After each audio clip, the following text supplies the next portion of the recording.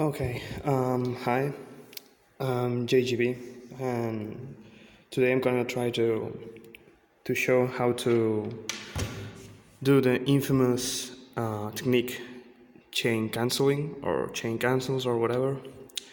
This is a video request by Wolsk, and if you're a Mario Kart Wii watcher or player or whatever, just close this tab because you won't understand anything. Okay.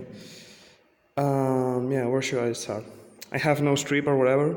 This is just one take. I'm gonna try to explain my best. So, in order to chain cancel, you need at least 3 shifts, okay? Because you need to have always one shift held. Oops. Then you need another shift to be just slightly pressed, just tapped or whatever. And then another key, to change this held key you previously had before to switch it to another key, okay? Now, one important thing is that I'm gonna be using just one hand, which is not the way I do. I usually use, I used to use F and G and then this right shift, okay? But that's because thanks to Mega Jam 2 and Mega Jam 3, I believe, I started using F and G, not Mega Jump. It was the 2.75 Imber, because I had D here, so it was easier to perform the infamous D trick. Okay, now all that aside, I'm just gonna start with the tutorial. Okay, because this was an intro long enough, so I'm just gonna head to the important stuff. Okay, so first, there's going to be a little introduction for people who don't get how cancels work. It's basically have one shift held, then press the other shift, and then immediately after release the other shift.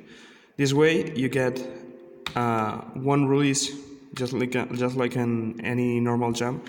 You press, so it implies a press and a release.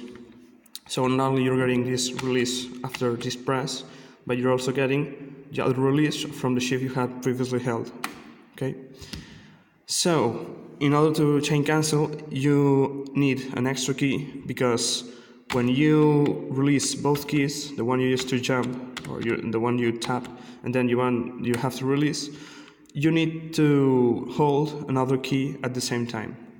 So how do you do this? Sorry. When you're gonna hit the other key, okay, this one, you're gonna also start holding the other key. So I hit this one, okay, now I start holding the other one, and I release the other two I had held.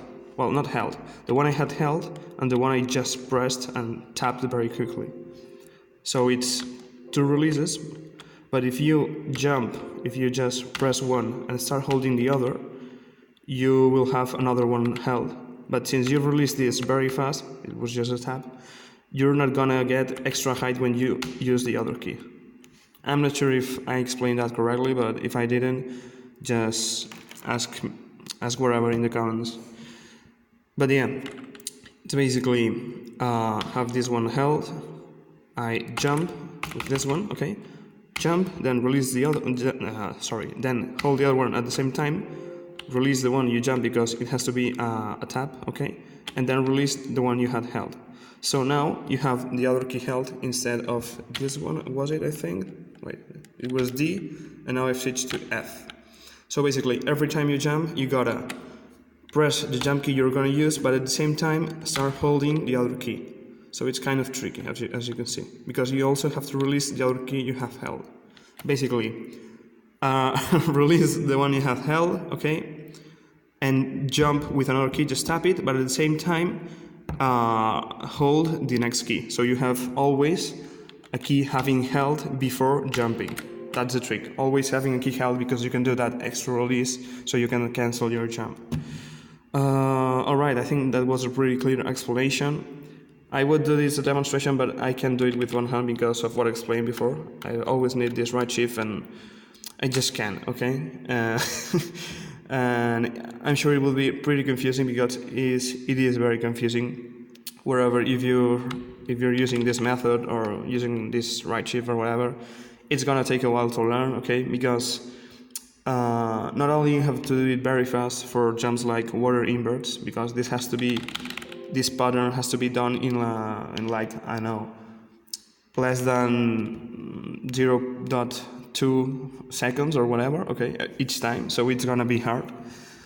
But you also have to take in account that it takes a while to learn the pattern, especially if you have to do it from left to right or right to left, because, well, in my case, because I use this other key, so it is tricky, okay?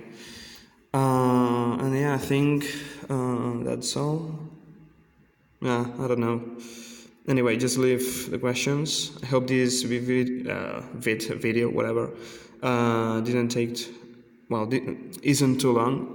And excuse my bad English and this feeling very improvised, because again, this was just a one take. I hope this was clear enough nonetheless, and see ya, I guess. Bye.